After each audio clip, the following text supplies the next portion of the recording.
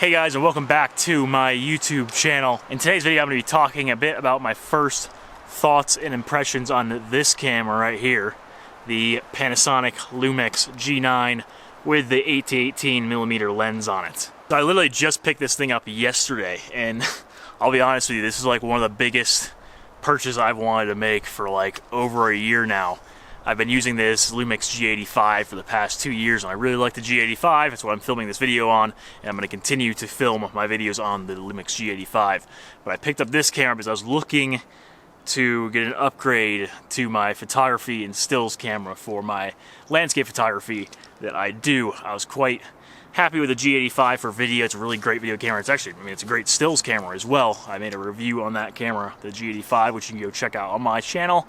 But I really wanted to upgrade to a better stills and photography camera for my landscape photography, and that's the purpose of the G9 is going to fulfill, along with this 8-18mm Leica Lumix lens that I picked up to go along with this camera body, and I think that they are a pretty amazing combination. So we're just going to dive into some of my thoughts on this camera so far. I haven't really used it much, so I will do a more proper review sharing my thoughts on this camera at a later date when I actually get to use it for a longer period of time. Since I just got this camera yesterday, it's really just my first impressions and my first thoughts on this camera and the lens to go along with it. So first thing I'm going to kind of go over is why I chose to buy this camera as opposed to maybe a full-frame mirrorless camera, because there were a few different cameras other than this, camera bodies other than this one that I was looking at picking up.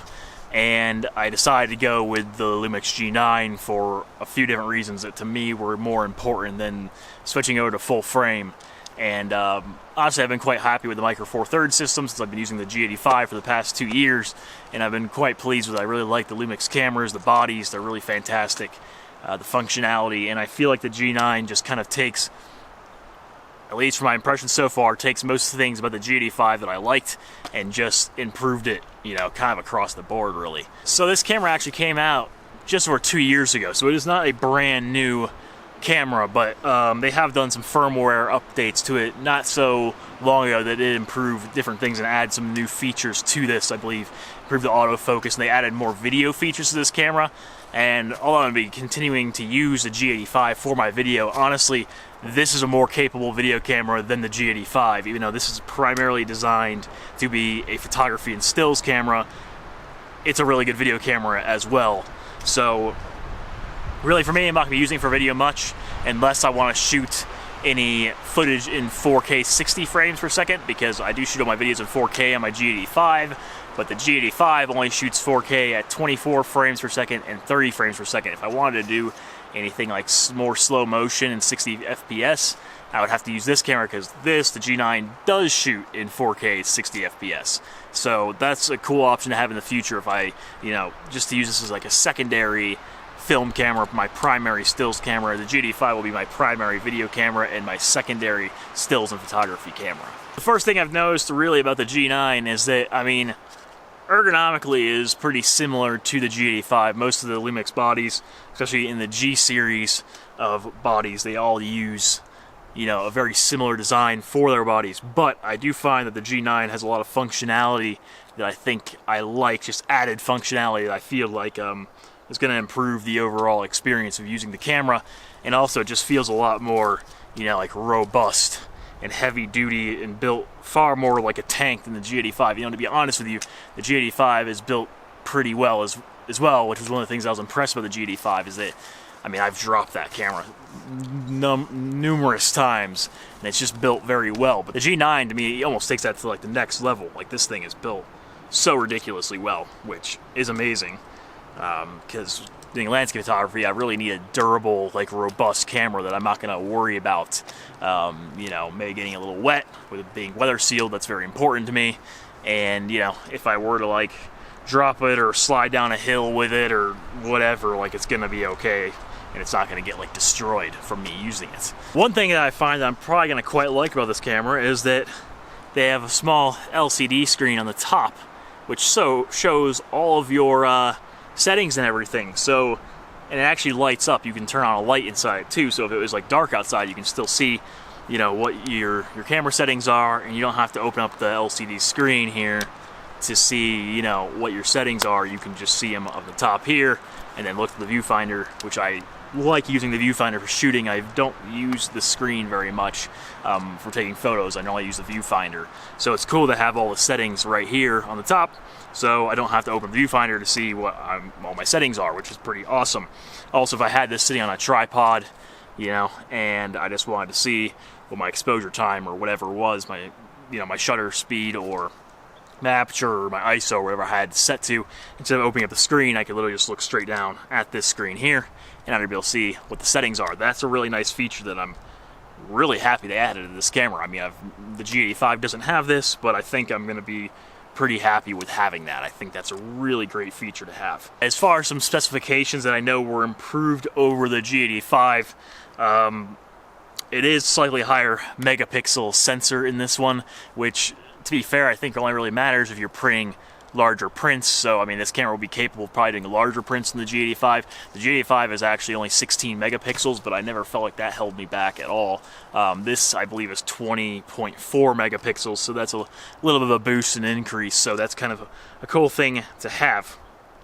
It's a micro four thirds sensor, which is the same as the G85, so that's really not too much difference. I don't know. I'd be curious to see if the low light performance on this is much better than the G85, but I'll have to get around to trying to test that out and see, you know, just through using it and see how much of an improvement it actually is in that regard. And this is a 20.4 megapixel sensor, but it does have an 80 megapixel high resolution mode, so if you were to put it up on a tripod and you found a scene that you wanted to shoot, the camera takes smaller 20 megapixel photos. It'll take 4 different shots by moving the sensor around at 20 megapixels of the whatever landscape you're looking at, and then it will blend them together in the camera and create one 80 megapixel file. So if you want to print larger prints with this, that would probably be the way to do it, because if you had a scene, you could set this on the tripod and do an 80 megapixel photo of it. That's pretty freaking large. So that's just a massive, massive file, 80 megapixels. So I'm really excited to look forward to trying out the higher resolution 80 megapixel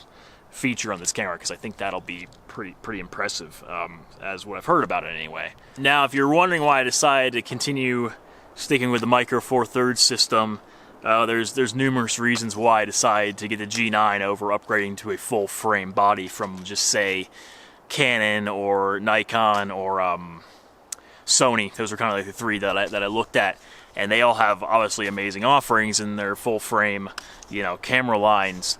There were a few reasons why I decided that I didn't think that that was for me. First one is that after using the G85 for such a long time, a couple of years now, I just really liked how their cameras were built. I love the ergonomics of the Lumix cameras. They're super comfortable to hold in your hand. Like, the G85 is just ridiculously comfortable to hold. I've used other cameras from friends and stuff, and they never could compare to how comfortable ergonomically the G85 was. And honestly, I think that the G9 is a pretty big improvement even over the G85 as far as ergonomics and how it feels in your hand. I think that I'm really going to love using this camera over time, especially once I just get used to it. So that was a big thing. I really like the Lumix micro four thirds systems. I love the ergonomics of the cameras. I love the features, the built-in image stabilization, and these are just amazing. So that was a big thing. Another thing, we're talking about micro four thirds compared to full frame camera bodies. Honestly, this Lumix G9 body is not probably much smaller than a full frame a mirrorless body either, to be honest with you. I don't think that the body is probably all that much smaller. It's a pretty decent sized camera body. What I will say is the lenses for the micro four thirds systems are like half the size and like half the weight of their full frame counterpart. And from all the research that I've done, they're also way cheaper. Like, full frame lenses are just crazy expensive. And, you know, this 8-18 lens certainly was not cheap. It was quite a bit cheaper than a full frame equivalent of this lens. And it's smaller as well. Like, it's a pretty compact lens. So I think as far as the size and weight savings you get from micro four thirds, I do believe that all this weight and size savings comes from the lenses, not really the G9 body. The G85 body is actually pretty small. It's probably about a third smaller than the G9 body. But the lenses just, I think, save a huge amount of space and weight in your bag. And based on the fact that I do landscape photography, I do a lot of backpacking and overnight camping and stuff out in the wilderness and backcountry and stuff for my landscape photography. I need smaller and lighter weight. That's really more important to me than I think the performance increase that I would get from upgrading to full frame. Now, another huge consideration for me was sticking with the Lumix Micro Four Thirds system, which is probably a huge consideration for a lot of people when buying photography equipment, because it's not cheap by any means, was the fact that it was just cheaper for me to stick with the same system of cameras, because I already have lenses for the G85, and the same lenses that go on the G85 will go on the G9 because they're both Micro Four Thirds. So, to me, my reasoning is that, okay, I buy the G85 and one more lens, and then I have 2 more lenses for my G85 already, then I already have 3 lenses that can go on both camera bodies, and I don't have to have different sets of lenses for both cameras, because just say I wanted to keep G85 as my main video camera, so if I were to get a full frame, like a Sony or a Canon or a Nikon, I would have to not only buy the full frame body, but then the lenses to go along with it, which would not be compatible with my G85 or vice versa. So that would just be a huge extra expenditure that I can't really afford, if I'm completely honest with you. So that was a huge deciding factor for me, was just I wanted to stick with the same system, mostly due because I wanted to stick with the same lenses that I already had for the Lumix G85. Personally for me, when I think about photography and camera manufacturers and stuff, I feel like it'd be really hard to buy a bad camera from any of the main camera brands at this point. I think they're all pretty good. So I don't really think it matters as much what brand you choose. It more matters like just pick one and stick to it, because you can pick one line of cameras and stick with that for years and years and years. So I think it's more important just to choose one that you like and invest in that, rather than like which one it is, because honestly they're all good, whether you're going to choose Canon, Nikon, Sony, you know, Lumix, whatever. They're all great cameras. So I don't think that really it matters which brand you choose. Just pick one that you like, that works for you, and then just try and stick with that, so you're not spending money on like all these different brands and all these different like lens systems and all this stuff. It's just, you're gonna waste thousands of dollars doing that, in my opinion. Unless you just have thousands of dollars laying around that you can spend, then that's fine too, I suppose. Now I do plan to do a proper review on this camera and the 8-18mm Leica Lumix lens that I have on here, because honestly I think this lens is probably just as impressive as the camera body. It's a super wide angle lens. It's 8-18, which is Micro Four Thirds, so that would be equivalent in full frame. That would be 16-32 in full frame equivalent, which is a pretty wide angle lens, which is really what I needed.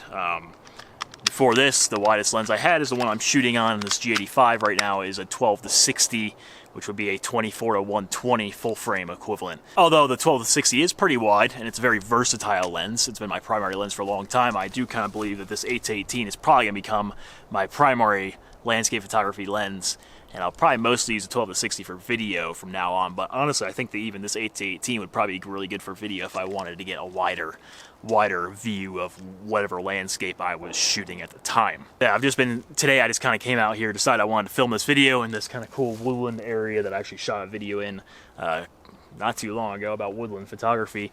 But I've kind of been playing around with this camera and this new lens, and I'm really pleased with it already. It's just going to be far more capable, I think, for the type of photography that I'm trying to do, and I'm just super excited to get out on more of a proper photography trip and use this, which should be happening in the very near future. I'm going to be going out on a backpacking trip, and of course bringing this with me and just trying to put it through its paces and see what it can really do. So look forward to that video coming in the future. Super excited about getting to use this thing and see what it's actually capable of. Anyway, I feel like this video has run on way longer than I originally expected. I don't even know what time limit I'm at right now. Don't know how long this video is going to be.